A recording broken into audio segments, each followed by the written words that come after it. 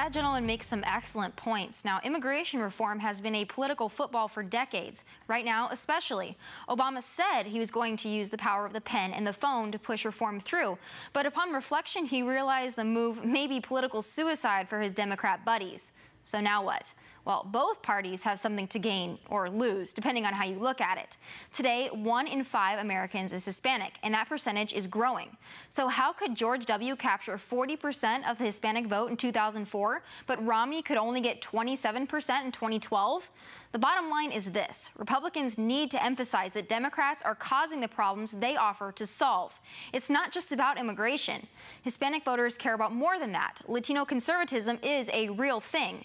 Hardworking, religious, family-oriented voters are ripe for the electoral picking. So what does the grand old party need to do? Joining me now is the former Chief of Citizenship for George W. Bush, Alfonso Aguilar. Alfonso, thank you so much for being here. And is this delay on immigration reform just a political calculus at the end of the day? Oh, absolutely. The president's going to do something after the November elections through an administrative order through the Department of Homeland Security. And it's totally political. So why he's wait? Concerned that well, I think he's concerned that the American public is not happy with how he's dealt with the immigration issue, how he's dealt with the border crisis, with unaccompanied minors entering illegally through our southern border.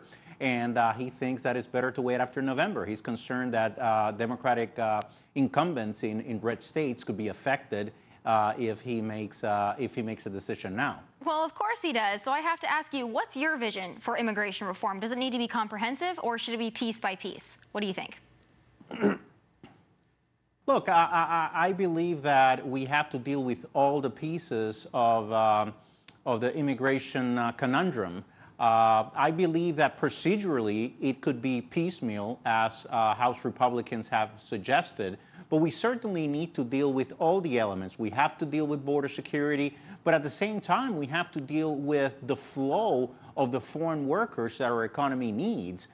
It's not enough to, say, try to seal the border if there's no mechanism to allow for the foreign workers that our companies need to come here legally. We can put more assets along the southern border, but if we still have a demand for foreign workers, they're still going to come in and they're going to do it illegally. That's a problem that we have right now. I mean, we have de facto amnesty. We have a system that encourages people to come here illegally because we don't have a legal mechanism. You know, I'm sure you've heard a lot of people say, well, they have to stay in the back of the, get in the back of the line. Well, for guest workers, there is no line. We don't have effective guest worker programs, or we have some that are capped arbitrarily by Congress with numbers that don't represent the needs of the labor market. So there's no effective legal way for foreign workers to come in the country.